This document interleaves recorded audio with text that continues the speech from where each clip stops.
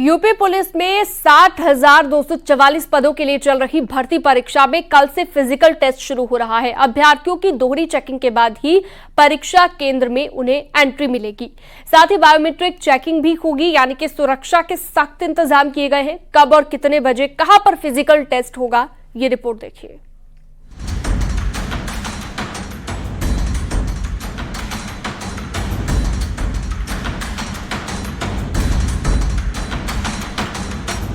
UP में सिपाही भर्ती के लिए फिजिकल टेस्ट होना है। इस परीक्षा के लिए सभी तैयारियां पूरी कर ली गई हैं। परीक्षा का अंतिम चरण कल से शुरू हो रहा है और अंतिम चरण में फिजिकल परीक्षा के रूप में दौड़ कराई जाएगी। ये दौड़ यूपी पीएससी की 12 वाहिनियों में कराई जाएगी, जिसमें 45वीं वाहिनी पीएससी अलीगढ़, 12वीं वाहिनी पीएससी फतेहपुर, 8वीं वाहिनी पीएससी बरेली, 9वीं वाहिनी पीएससी मुरादाबाद, 26वीं वाहिनी पीएससी गोरखपुर, 37वीं वाहिनी पीएससी कानपुर, 33वीं वाहिनी पीएससी झांसी, 35वीं वाहिनी पीएससी लखनऊ, 6ठी वाहिनी पीएससी मेरठ, 47वीं वाहिनी पीएससी गाजियाबाद, 20वीं वाहिनी पीएससी आजमगढ़, 39वीं वाहिनी पीएससी मिर्जापुर शामिल है। यूपी पुलिस में सिपाहियों के 60,244 पदों पर भर्ती का अंतिम चरण कल यानी 10 फरवरी से शुरू हो रहा है। ये फिजिकल इफिशियंसी टेस्ट के रूप में होगा, जिसमें दौड़ की परीक्षा आयोजित की जाएगी। दौड़ की परीक्षा ये उत्तर प्रदेश पीएससी की 12 वाहिनियों में आयोजित की जाएगी। राजधानी लखनऊ में 35वीं वाहिनी पीएससी के ग्राउंड में ये दौड़ की परीक्षा आयोजित की जाएगी। सुबह 5:30 बजे से ही अभ्यर्थियों को इस परीक्षा में शामिल होने के लिए मैदान में पहुंचना होगा। कल सुबह 7 बजे से ही पीएससी वाहिनियों में दौड़ की परीक्षा शुरू होगी, जिसके लिए सुबह 5:30 बजे से एंट्री शुरू हो जाएगी। पहली पाली में सुबह 7 बजे से 11 बजे तक दौड़ की परीक्षा होगी और दूसरी पाली में दोपहर 3 बजे से शाम 5 बजे तक दौड़ परीक्षा होगी। दौड़ की परीक्षा सिर्फ क्वालिफाइंग परीक्षा है। लिखित परीक्षा में मिले नंबरों के आधार पर अंतिम मेरिट लिस्ट बनेगी। ये बताया गया है कि सभी अभ्यर्थियों के पैर में एक रेडियो फ्रीक्वेंसी आईडी चिप लगी होगी। इस चिप में ही अभ्यर्थी की पूरी डिटेल होगी, कितने समय में उसने दौड़ पूरी की है, इसकी जानकारी भी उस चिप में होगी। भर्ती बोर्ड के डीजी के मुताबिक दौड़ की परीक्षा क्वालिफाइंग परीक्षा है। लिखित परीक्षा में प्राप्त नंबरों के आधार पर ही फाइनल मेरिट लिस्ट जारी की जाएगी। फिजिकल परीक्षा में सफल होने के लिए पुरुष अभ्यर्थियों को 4.8 किलोमीटर की दौड़ 25 मिनट में और महिला अभ्यर्थियों को 2.4 किलोमीटर की दौड़ 14 मिनट में पूरी करनी होगी। दौड़ के दौरान ट्रैक की सारी रिकॉर्डिंग सीसीटीवी कैमरे के जरिए होगी। ये सीसीटीवी कैमरे भर्ती बोर्ड के कंट्रोल रूम से जुड़े होंगे, जिसके चलते पूरी दौड़ की परीक्षा की मॉनिटरिंग लखनऊ पुलिस भर्ती बोर्ड के मुख्यालय से होगी। भर्ती बोर्ड के डीजी राजीव कृष्णा के मुताबिक एक दिन में 1050 अभ्यर्थियों की दौड़ की परीक्षा होगी। पूरी परीक्षा की निगरानी सीसीटीवी कैमरों के जरिए की जाएगी। ग्राउंड में 4 जगह सीसीटीवी कैमरे लगाए गए हैं। ये सभी सीसीटीवी कैमरे पुलिस भर्ती बोर्ड के कंट्रोल रूम से कनेक्ट हैं, जिसके जरिए भर्ती बोर्ड से इस दौड़ परीक्षा की मॉनिटरिंग होती रहेगी। यूपी की 12 पीएससी वाहिनियों में आयोजित फिजिकल परीक्षा में एक वाहिनी में एक दिन में 1050 अभ्यर्थियों की फिजिकल परीक्षा होगी। ऐसी उम्मीद है कि होली तक सिपाही भर्ती परीक्षा का फाइनल रिजल्ट भी आ जाएगा और यूपी पुलिस के 60,244 सफल अभ्यर्थियों को 9 महीने की सामूहिक ट्रेनिंग दी जाएगी।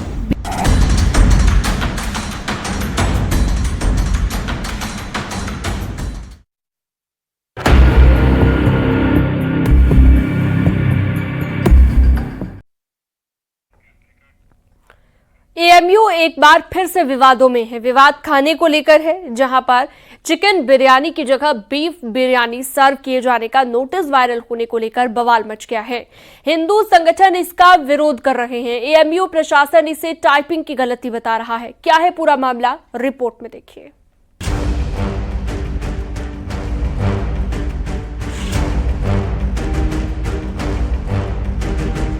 एएमयू यानी अलीगढ़ मुस्लिम विश्वविद्यालय जहां एक नोटिस से हड़कंप मचा है। मामला सर शाह सुलेमान हाल से जुड़ा हुआ है। इस हाल में एक नोटिस वायरल हुआ है जिसमें 2 अधिकृत लोगों के नाम भी लिखे हुए हैं। वायरल नोटिस में कहा गया है कि रविवार के लंच मेन्यू में परिवर्तन किया गया है। मांग के अनुसार चिकन बिरयानी की जगह बीफ बिरयानी परोसी जाएगी। ये परिवर्तन कई छात्रों की मांग पर किया गया है। एएमयू में इस नोटिस के वायरल होने से हंगामा मच गया। इंतजामिया का इसमें जो रोल देखा जा रहा है, एक लेटर कल सर्कुलेट हुआ कि सर शाह सुलेमान जो हॉल है अलीगढ़ मुस्लिम विश्वविद्यालय का, उसमें जो डाइनिंग है उसमें बीफ बिरयानी परोसी जाएगी और एक तरीके से इसे एडवर्टीज किया गया, इसे चिपकाया गया जगह जगह एक नोटिस बना करके, जिसमें सीनियर फूड जो एक जिम्मेदारी होती है उसके सिग्नेचर थे और इस तरीके से प्रोवोस्ट द्वारा पास करके ही ये सब चीजें होती हैं। तो इंतजामिया का जो रोल है बड़ा ही शर्मनाक है। दरअसल अलीगढ़ मुस्लिम विश्वविद्यालय के सर शाह सुलेमान हाल का ये नोटिस सोशल मीडिया पर वायरल है। ये हाल में रहने वाले छात्रों के लिए नोटिस था जिसमें कहा गया था कि मांग के अनुसार संडे को चिकन बिरयानी की जगह बीफ बिरयानी परोसी जाएगी। जैसे ही नोटिस सोशल मीडिया पर वायरल हुआ, एएमयू प्रशासन में हड़कंप मच गया। पहले तो एएमयू प्रशासन इस मामले पर कोई भी बयान जारी करने से बचती रही, लेकिन बाद में एएमयू प्रशासन ने इसको टाइपिंग एरर बताते हुए पल्ला झाड़ने की कोशिश की और नोटिस जारी करने वाले लोगों पर शो कॉज नोटिस जारी करने की बात भी कही है। सुलेमान हॉल जो एएमयू का एक रेजिडेंशियल हॉल है, यहाँ पर एक नोटिस इशू किया गया था फूड और मेन्यू से रिलेटेड। और 2 सीनियर फूड कहा जाता है डाइनिंग हॉल में, ये स्टूडेंट्स की हमारे यहाँ पर डेजिग्नेशन होती है। तो उन दोनों की तरफ से ये नोटिस था। जब इस नोटिस को देखा गया, उस नोटिस में टाइपिंग एरर था, तो फौरन इस नोटिस को वापस ले लिया गया। दूसरी बात यह है कि इस नोटिस में किसी के साइन नहीं थे, तो हो सकता है कि इस नोटिस की अथॉरिटी का भी अभी कुछ पता नहीं है। मैम नोटिस में तो साफ साफ लिखा हुआ है, इसमें तो ऐसा कुछ भी नहीं है कि नोटिस गलत है या गलत छपाया गया है, कुछ ऐसा इलीगल तरीके से किया गया है। उसमें तो साफ जाहिर हो रहा है, लिखा हुआ है। नोटिस में जो टाइपिंग एरर है वो उससे साफ दर्शाता है कि ये नोटिस जो है ये सही तरीके से नहीं ड्राफ्ट था, तो इसको विड्रॉ कर लिया। नोटिस विड्रॉ होने का मतलब ये है कि इस नोटिस की कोई वैधता नहीं है। ये तो रही एएमयू प्रशासन की सफाई, लेकिन इंतजामिया के रोल पर सवाल उठ रहे हैं। उन छात्रों की गलतियों को कवर करने का आरोप लग रहा है जो रेडिकल एक्टिविटी कर रहे हैं। मिस्टेक्स अगर मैं उसकी मैग्नीट्यूड आपको बताऊं तो इतना बड़ी घटनाएं हो चुकी हैं। लोग आतंकी करार दिए जा चुके हैं इंटेलिजेंस एजेंसीज और जांच एजेंसीज द्वारा। उन छात्रों को अभी तक सस्पेंड नहीं किया है अलीगढ़ मुस्लिम विश्वविद्यालय ने। जिन छात्रों को सेंट्रल एजेंसीज ने आतंकी घोषित किया, आतंकी गतिविधियों में पाए गए, उनको अभी तक सस्पेंड नहीं किया गया। यह बड़ी संदेहजनक स्थिति है और कहीं ना कहीं एएमयू जो इंतजामिया है वो रेडिकलाइजेशन को बढ़ावा दे रहा है। तो एएमयू प्रशासन की जो टीम है, कहीं ना कहीं देखा जाए तो तानाशाही खूब मन भर के बिल्कुल एक तरीके से कल ही उन छात्रों को सस्पेंड करके एक संदेश देना चाहिए था, परंतु उन्हें बचाया जा रहा है और उनकी गलती जो समाज में एक धर्म के विरुद्ध जो उन्होंने एक हरकत की है, एक धर्म के विचारधारा के विरुद्ध और एक धर्म की इच्छाओं के विरुद्ध जो उन्होंने कार्य किया है, उसको कवर अप किया जा रहा है, उन छात्रों को बचाया जा रहा है। दरअसल अलीगढ़ मुस्लिम यूनिवर्सिटी के स्टूडेंट्स के लिए अलग अलग 20 छात्रावास हैं। यहाँ तीनों टाइम खाना दिया जाता है। शनिवार को यूनिवर्सिटी के सुलेमान हॉल के खाने के मेन्यू के संबंध में अंग्रेजी में एक नोटिस जारी किया गया। कुछ ही देर में ये सोशल मीडिया पर वायरल हो गया। नोटिस पर सीनियर फूड डाइनिंग हॉल के मोहम्मद फैजुल्लाह और मुजासिम अहमद भाटी के नाम दर्ज हैं।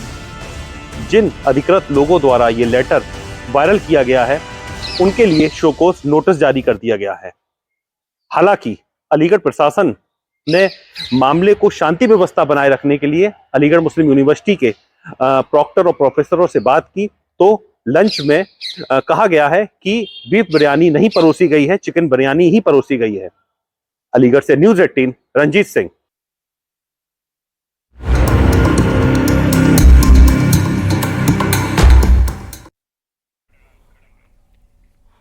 कुशीनगर में मदनी मस्जिद के अवैध हिस्से पर बुलडोजर चला है। मदनी मस्जिद का कुछ हिस्सा सरकारी जमीन पर बना था और मस्जिद भी बिना नक्शा पास कराए बनाई गई थी। 3 बार नोटिस के बाद भी मस्जिद पक्ष के लोगों ने नोटिस का जवाब तक नहीं दिया। इसके बाद शुरू हुआ बुलडोजर एक्शन। रिपोर्ट देखिए।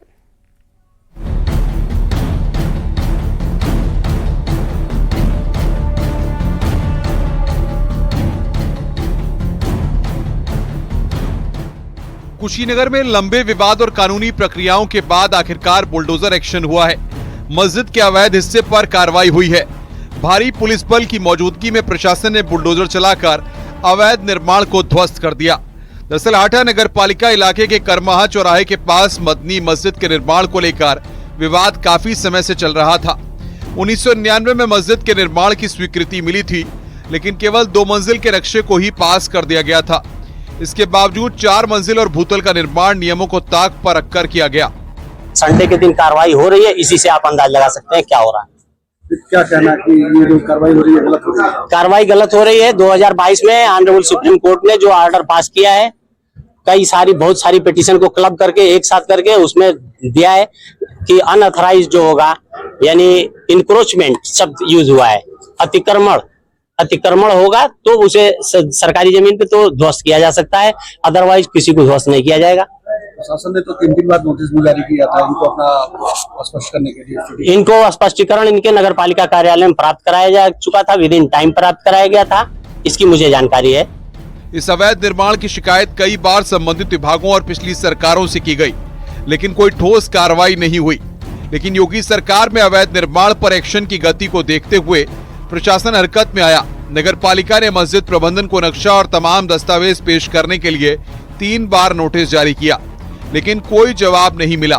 तय समय में कागजात पेश नहीं करने पर नगर पालिका अधिनियम के तहत इसे अवैध निर्माण मानते हुए कार्रवाई का फैसला लिया गया। मस्जिद पक्षकारों ने हाई कोर्ट का रुख किया और 8 फरवरी तक के लिए स्टे ले लिया, जिससे प्रशासन की कार्रवाई रुक गई। लेकिन 9 फरवरी को स्टे खत्म होते ही भारी पुलिस बल के साथ 5 बुलडोजरों ने कार्रवाई शुरू कर दी। हमने शिकायत माननीय मुख्यमंत्री जी से किया था कि हाटा में एक मस्जिद बन रही है। जो मस्जिद हम लोग अपने सामने देखे थे कि वहाँ थाने की ज़मीन थी, नगर पालिका की ज़मीन थी और उस पर मस्जिद बन रही है। इसकी शिकायत हम बहुत दिनों से करते आ रहे थे, लेकिन इस बार माननीय मुख्यमंत्री जी ने उस विषय को संज्ञान लिया और प्रशासन को आदेश दिया, जिससे इस पर नप्पी का काम चालू हुआ, कागज पत्तर की इनके जांच पड़ताल चालू हुई। और इनका नक्शा मैं पहले से जान रहा था, लड़ाई चूँकि हम लोग पुरानी लड़ते हैं, इसके लिए मुझे पता था कि यह नक्शा अवैध है। उस नक्शे पर भी मेरा प्रार्थना पत्र था कि अवैध नक्शे की जांच करा के बाकी जो सरकारी भूमि है उसको खाली कराई जाए। प्रशासन का कहना है कि ये सिर्फ अवैध निर्माण पर की गई कार्रवाई है। अब देखना होगा कि मस्जिद प्रबंधन इस मामले को लेकर आगे क्या कानूनी कदम उठाता है और प्रशासन इस पर क्या रुख अपनाता है। फिलहाल मदनी मस्जिद का अवैध हिस्सा बुलडोजर एक्शन की जद में आ चुका है और प्रशासन का कहना है कि नियमों के तहत आगे की कार्रवाई जारी रहेगी।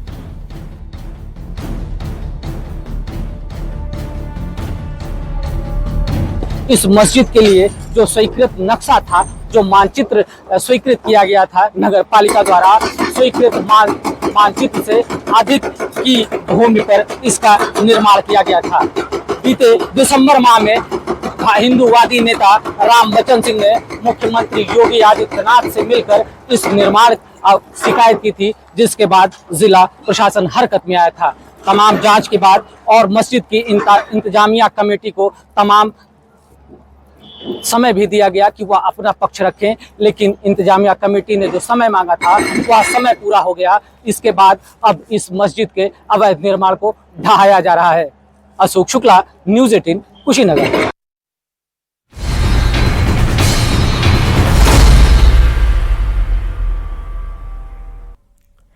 गृह मंत्री अमित शाह ने 2026 तक नक्सलवाद के अंत का संकल्प लिया है और ये संकल्प पूरा होता नजर आ रहा है। इस साल अब तक 81 नक्सली मारे गए हैं। नक्सलियों के खात्मे का फाइनल राउंड जारी है और लगातार मुठभेड़ों में नक्सली मारे जा रहे हैं। एक तरफ नक्सलियों पर प्रहार किया जा रहा है तो वहीं बस्तर में सुरक्षा बलों के नए कैंप खोले जा रहे हैं। नक्सलवाद के अंत के लिए विकास का रास्ता भी अपनाया जा रहा है। मैं आपको विश्वास दिलाता हूं, 2026 के ओलंपिक में मैं आऊंगा और मैं कहूंगा कि हमारा बस्तर बदल गया है। छत्तीसगढ़ नक्सल मुक्त होता है, पूरे देश में से नक्सलवाद का खात्मा होता है। नक्सलियों का एनकाउंटर, शाह ने दोहराई शपथ।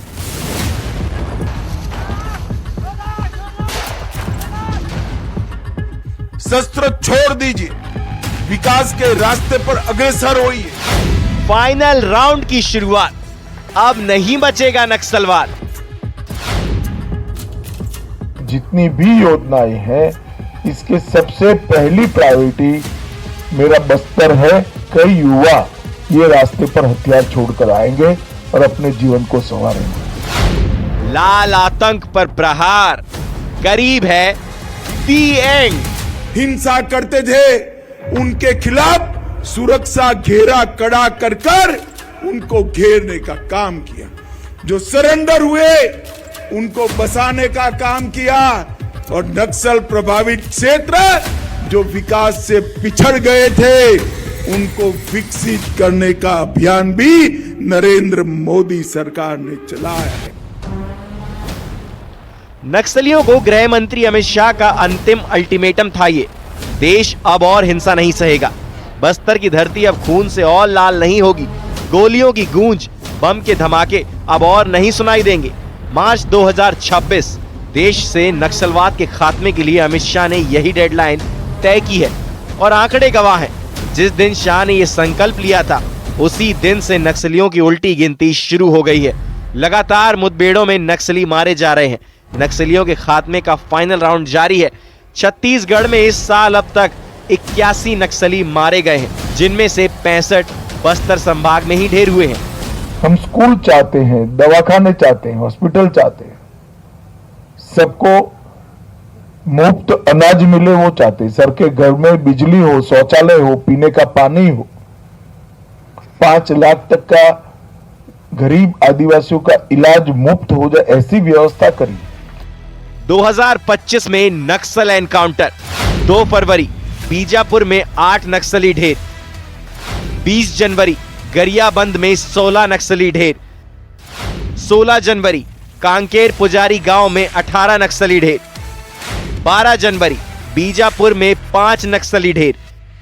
9 जनवरी सुकमा बीजापुर बॉर्डर पर 3 नक्सली ढेर। 4 जनवरी अबूझमाड़ में 5 नक्सली ढेर।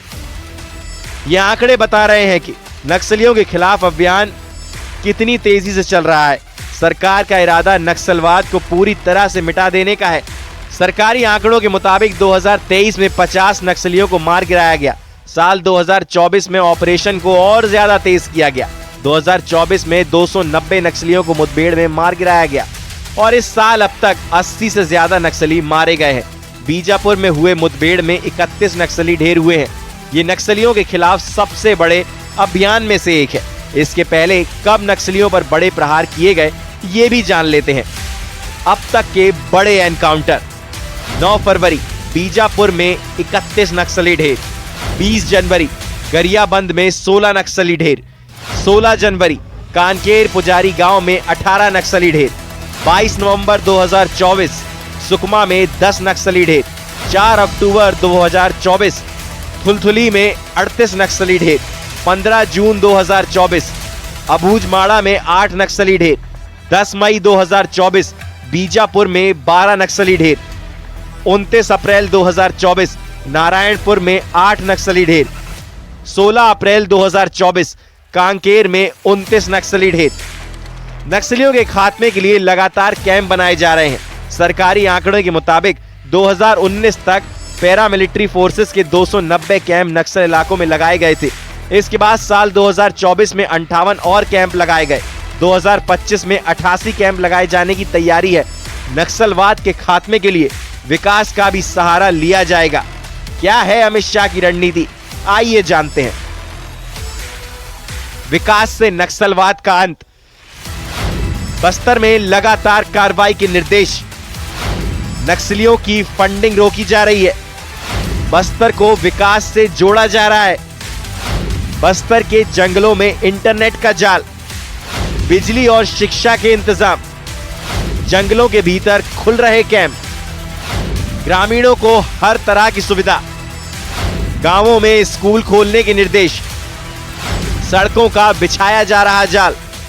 हम स्कूल चाहते हैं, दवाखाने चाहते हैं, हॉस्पिटल चाहते हैं, सबको मुफ्त अनाज मिले वो चाहते हैं। सर के घर में बिजली हो, शौचालय हो, पीने का पानी हो।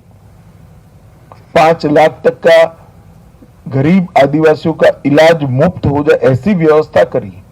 इस सारी चीजों को आपके गांव तक पहुंचाने की जिम्मेदारी छत्तीसगढ़ सरकार की है। और आप भरोसा करिए, भारत सरकार की जितनी भी योजनाएं हैं, इसके सबसे पहली प्रायोरिटी मेरा बस्तर है। सुरक्षा बल लगातार नक्सलियों के खिलाफ अभियान में जुटे हैं। नक्सलियों को ढेर किया जा रहा है, लेकिन इसके साथ ही नक्सलवाद के अंत का संकल्प पूरा करने के लिए बस्तर के विकास पर भी जोर है। Bureau report, news 18।